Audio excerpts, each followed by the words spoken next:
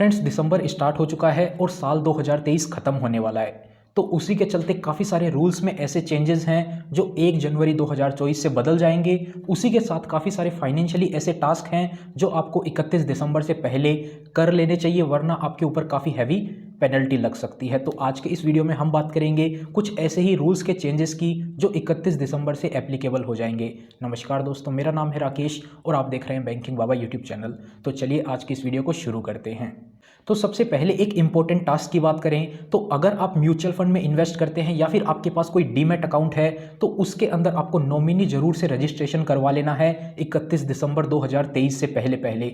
अगर आप चाहते हैं नॉमिनी रजिस्ट्रेशन नहीं भी करवाना है तो भी उनको कंफर्मेशन देनी पड़ेगी। आपका जहां पे भी डीमैट अकाउंट है या फिर जहां पे भी आपने म्यूचुअल फंड में इन्वेस्टमेंट कर रखा है कि आपको नॉमिनी रजिस्टर नहीं करवाना है, वो कंफर्मेशन भी आपको एक बार देनी पड़ेगी। ये ड्यू डेट काफ़ी समय से बढ़ती आ रही है। अभी जो लास्ट तारीख है वो है 31 दिसंबर की। तो उससे पहले पहले अगर आपने अभी तक नॉमिनी रजिस्टर नहीं करवाया है तो उसमें कंफर्मेशन जरूर से डाल दीजिए और नॉमिनी को रजिस्टर करना चाहते हैं तो रजिस्टर कर लीजिए। नेक्स्ट पॉइंट है बैंक लॉकर एग्रीमेंट से रिलेटेड। अगर आपका किसी बैंक के अंदर लॉकर है तो आरबीआई ने रिसेंटली कुछ रूल में बदलाव किए थे।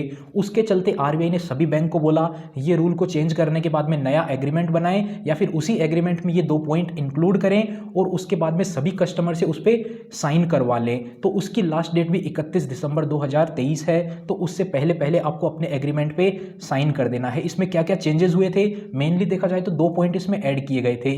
एक जो है वो कंपनसेशन की बात करिए। अगर बैंक में आग लग जाती है, कुछ भी हो जाता है ऐसा, तो उस कंडीशन में आपका जो एनुअल रेंट है उसके 100 टाइम्स का पैसा ही आपको मैक्सिमम मिलेगा। लेट्स से आपका किसी बैंक में लॉकर है, उसका एनुअल रेंट 1000 रुपए है। तो उस कंडीशन में अगर बैंक में कुछ अनहोनी हो जाती है, कोई चोरी वगैरह कुछ भी हो जाता है, तो उस कंडीशन में आपको मैक्सिमम 100 गुना उस अमाउंट का 1000 इंटू 100 मतलब 1 लाख रुपए तक का कंपनसेशन उस बैंक की तरफ से मिलेगा। अब बैंक का लॉकर रेंट वो डिपेंड करता है कौन से एरिया में है, लॉकर का साइज क्या है, तो वो 1000 से लेकर 20,000 रुपए तक का भी रेंट होता है। तो उस अकॉर्डिंग 100 टाइम्स ऑफ रेंट पे किया जाएगा। उसके अलावा एक और पॉइंट लॉकर एग्रीमेंट में ऐड किया गया है कि कस्टमर का जो लॉकर है उसके अंदर कोई भी इलीगल या फिर खतरनाक आइटम नहीं होना चाहिए। तो वो डिक्लेरेशन भी कस्टमर से ले लेनी है और इसकी लास्ट डेट जो है वो साइन करने की नए लॉकर एग्रीमेंट पे वो है 31 दिसंबर तक की। तो उससे पहले पहले आपको जरूर से ये काम कर लेना है। उसके बाद में देखिए नेक्स्ट चेंज की बात करें तो ये है आधार कार्ड अपडेट से रिलेटेड। अब देखिए गवर्नमेंट ने क्या बोला, आधार कार्ड को बने हुए काफ़ी समय हो गया है। तो उस कंडीशन में आप अपने कुछ जो सपोर्टिंग डॉक्यूमेंट्स हैं, आइडेंटिटी प्रूफ और एड्रेस प्रूफ, उसको फ्री ऑफ कॉस्ट अपडेट कर सकते हैं। डॉक्यूमेंट सपोर्टिंग अपडेट कर सकते हैं, लेकिन आपको आधार कार्ड के अंदर कुछ करेक्शन करवाना है तो वो आप फ्री ऑफ कॉस्ट नहीं कर सकते हैं। वो आप ऑनलाइन ऑफलाइन कैसे भी करते हैं, उसके लिए जो 50 रुपये के चार्जेस हैं वो आपको पे करने पड़ेंगे। लेकिन जो सपोर्टिंग डॉक्यूमेंट है आइडेंटिटी प्रूफ का और एड्रेस प्रूफ का, वो अगर आपको अपडेट करना है तो वो आप फ्री ऑफ कॉस्ट कर सकते हैं 14 दिसंबर 2023 से पहले पहले, वो भी केवल ऑनलाइन। अगर आप ऑफलाइन करवाते हैं तो उसके लिए आपको चार्जेस पे करने पड़ेंगे। उसके बाद में नेक्स्ट पॉइंट जो है वो है इनकम टैक्स रिटर्न फाइलिंग से रिलेटेड। अगर आपने अभी तक अपनी इनकम टैक्स रिटर्न फाइल नहीं करी है फाइनेंशियल ईयर 2022-23 की, तो आप उसको लास्ट तारीख है 31 दिसंबर 2023, उससे पहले पहले फाइल कर सकते हैं बिलेटेड आईटीआर। जो ओरिजिनल आईटीआर की ड्यू डेट थी वो थी 31 जुलाई की, जो कि निकल चुकी है, लेकिन अभी भी आप बिलेटेड आईटीआर फाइल कर सकते हैं। 2.5 लाख रुपए तक की इनकम पे बिना लेट फीस के, 5 लाख रुपए तक की इनकम पे 1000 रुपए लेट फीस, और 5 लाख रुपए से भी ज्यादा की अगर आपकी इनकम है तो 5000 रुपए लेट फीस के साथ में आप 31 दिसंबर तक अपनी आईटीआर फाइल कर सकते हैं। तो अगर आपने अभी तक आईटीआर फाइल नहीं करी है तो ये काम भी आप 31 दिसंबर से पहले पहले जरूर कर लें। उसके बाद में नेक्स्ट चेंज जो है वो है आरबीआई की तरफ से ये जितने भी थर्ड पार्टी पेमेंट्स ऐप हैं यूपीआई के, पेटीएम हो गया, गूगल पे हो गया, फोन पे हो गया, इनके लिए है अपडेट कि इनको जो भी अकाउंट है वहां पर जिसने अगर किसी ने पिछले 1 साल से कोई भी यूपीआई आईडी को यूज नहीं किया है तो उस यूपीआई आईडी को डीएक्टिवेट कर देना है, यानी कि उससे पेमेंट अब वापस नहीं हो पाएगा। तो अगर आपकी भी कोई ऐसी यूपीआई आईडी है जो आपने पिछले 1 साल से यूज नहीं करी तो आप उसको ट्रांजैक्शन कर सकते हैं। एक ट्रांजैक्शन करना है आपको, अदरवाइज 31 दिसंबर तक आपकी वो आईडी जो है वो बंद कर दी जाएगी। तो आप अगर यूज करना चाहते हैं तो एक ट्रांजैक्शन कर लीजिए, अगर नहीं करना चाहते हैं तो आप छोड़ सकते हैं, आईडी बंद हो जाएगी, ऐसा कुछ प्रॉब्लम नहीं है। आप उसको फिर से रीएक्टिवेट कर सकते हैं, लेकिन उसके लिए आपको क्या लगेगा, फिर आपको डेबिट कार्ड लगेगा। जो डेबिट कार्ड से आप नई यूपीआई आईडी क्रिएट करते हैं तो उसके लिए आपको क्या करना है, अगर आप एक्टिव रखना चाहते हैं, आपके पास डेबिट कार्ड अभी नहीं है, तो उस आईडी में एक कोई ना कोई ट्रांजैक्शन कर लें जिससे आपकी जो वो यूपीआई आईडी है वो बंद नहीं होगी। नेक्स्ट अपडेट है एसबीआई के कस्टमर्स के लिए। अगर आप एसबीआई में फिक्स डिपॉजिट करवाते हैं तो एसबीआई की एक स्पेशल डिपॉजिट होती है अमृत कलश एफडी 400 दिन की, जहां पे आपको सबसे ज्यादा इंटरेस्ट रेट मिलता है एसबीआई के अंदर 7.1% का, सीनियर सिटीजन को 7.6% का। ये एफडी जो है उसकी लास्ट डेट है 31 दिसंबर की, यानी कि उसके बाद में आप इस एफडी को नहीं करवा पाएंगे।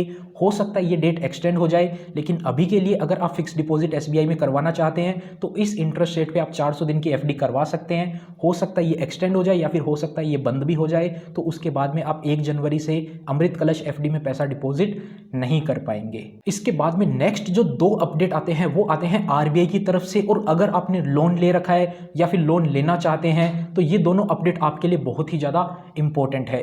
पहला तो आ जाता है, अगर आपने किसी बैंक से प्रॉपर्टी पे लोन वगैरह ले रखा है तो जैसे ही वो लोन क्लियर हो जाता है उसके 1 महीने के अंदर अंदर उस बैंक को वो प्रॉपर्टी डॉक्यूमेंट आपको रिटर्न करने पड़ेंगे। अगर वो बैंक ऐसा नहीं करता है तो उसके बाद में आप आरबीआई में कंप्लेन करके 30 दिन जैसे ही पूरे होते हैं, अगले दिन से लेकर 5,000 रुपये पर डे की पेनल्टी आपको बैंक की तरफ से मिलने वाली है। तो बैंक जो है वो अब ऐसा नहीं कर सकते कि आपके डॉक्यूमेंट को काफ़ी समय तक होल्ड करके रखते हैं। काफ़ी सारे बैंक ऐसे हैं जो 1-1, 2-2 साल तक प्रॉपर्टी डॉक्यूमेंट ही नहीं लौटा रहे थे। तो उस कंडीशन में आपके जो डॉक्यूमेंट है अब बैंक आपको 30 दिन के अंदर अंदर दे देगा। अगर नहीं देता है आप आरबीआई में कंप्लेन कर सकते हैं और आपको 5,000 रुपये पर डे का कंपनसेशन मिलेगा।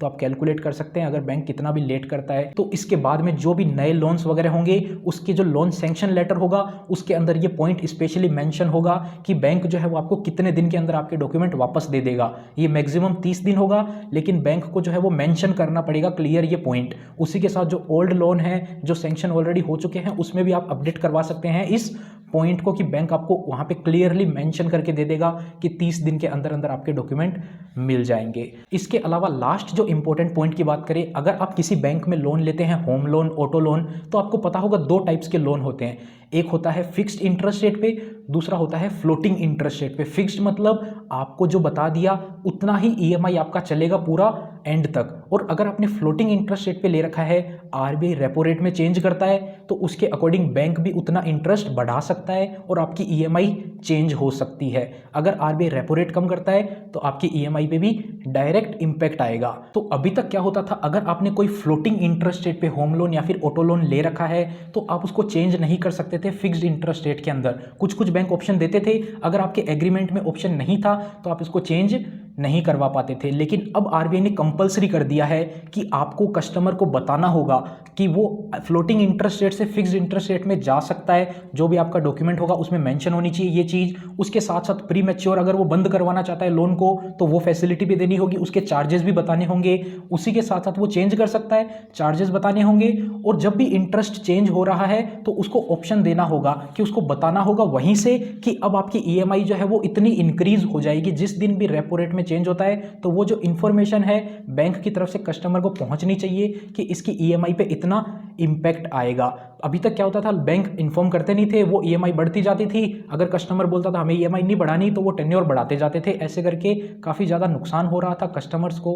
तो अब आरबीआई ने क्या करा है, आपके पास क्लियर ऑप्शन रख दिया है। कोई भी चेंज आता है तो आप इजीली उसको स्विच कर सकते हैं। जो स्विच करने का चार्जेस हैं वो आपको स्टार्टिंग में ही बताए जाएंगे, तो उस अकॉर्डिंग आप उसको डिसीजन ले सकते हैं। आप चेंज करना चाहते हैं, फ्लोटिंग से आप फिक्स्ड में जाना चाहते हैं ताकि आपकी ईएमआई सेम बनी रहे तो आप जा सकते हैं। लेकिन फिक्स्ड का जो इंटरेस्ट रेट होता है वो ऑलरेडी थोड़ा ज़्यादा होता है, फ्लोटिंग में थोड़ा कम होता है। तो आपके पास फिर भी ऑप्शन रहेगा, क्योंकि पिछले काफ़ी समय से जो है वो रेपो रेट में बहुत बार चेंज किया गया है, जिसके चलते बैंक जो है वो कस्टमर को इन्फॉर्म नहीं कर रहे थे। लोन के टेन्योर को बढ़ाते जा रहे थे, ईएमआई को बढ़ाते जा रहे थे, कस्टमर को क्लियर तरीके से इन्फॉर्म नहीं कर रहे थे। क्योंकि बैंक क्या चाहते थे, उनकी बुक्स जो है उनके अंदर, क्योंकि ये लोन जो होते हैं वो सेफ कैटेगरी के लोन माने जाते हैं। होम लोन हो गया, कार लोन वगैरह, ऐसे लोन को थोड़ा सेफ साइड पे माना जाता है। तो बैंक्स अपनी बुक्स को बढ़ाने के लिए, यानी कि वो अपने वहाँ पे दिखाने के लिए कि हमने इतने सारे लोन बांट रखे हैं और सेफ हैं, तो उस कंडीशन में उन लोन को एक्टिवेट रखते थे, लंबे लंबे सारे चार्ज करते थे। तो अब क्या किया आरबीआई ने, क्लियर बोल दिया है कि आपको कस्टमर को इन्फॉर्म करना पड़ेगा जैसे ही आप कोई भी इफेक्टिव चेंज करते हैं रेपो रेट की वजह से। तो वो ईएमआई कितनी हो जाएगी आगे आने वाले समय के लिए, वो सारी जानकारी कस्टमर को देना जरूरी है। अगर अभी तक नहीं देते थे तो 31 दिसंबर के बाद से ये कंपलसरी हो जाएगा। तो ये ऐसे चेंजेस हैं जो आपको ध्यान में रखने हैं, जो ऐसे टास्क हैं वो आपको कर लेने हैं। जैसे कि आपको बताया, अगर आपने ITR फाइल नहीं करी है तो वो ज़रूर से कर लीजिएगा। और अगर ITR फाइलिंग से रिलेटेड वीडियो देखना है तो ये वाला वीडियो आप देख सकते हैं। इस वीडियो में इतना ही। उम्मीद करते हैं आपको वीडियो पसंद आई होगी। अगर वीडियो पसंद आई तो वीडियो को लाइक करें। चैनल पर नए हैं, इसी टाइप का कंटेंट और देखना चाहते हैं तो चैनल को सब्सक्राइब करें। मिलते हैं आपसे फिर किसी नए और इंटरेस्टिंग वीडियो में।